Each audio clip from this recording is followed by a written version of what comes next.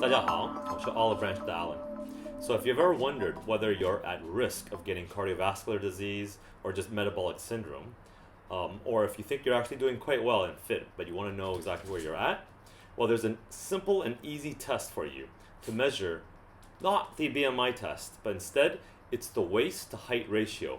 And all you need is a simple tape measure and a calculator. So the usual test that most people will do, or doctors will tell you to do, or even trainers, is the standard BMI test, the body mass index. Now, although that's a standard test and it's good for large populations because all it takes is your weight divided by your height squared. And you can see that as the BMI gets bigger, it's actually unhealthier. It's an unhealthier score because the mass, being the numerator of the ratio, is getting larger and larger, but your height remains the same, then that means that overall number will become really big. And that's not really accurate if somebody is just normally quite heavy, but a little bit shorter. So their height is low, but they're a little bit stockier, or maybe they're thicker boned, or maybe they do weight training, so they're quite dense, they're quite muscular. In which case the BMI is not a good measurement for that person anymore. So I would recommend is the waist to height ratio, which is a very simple measurement.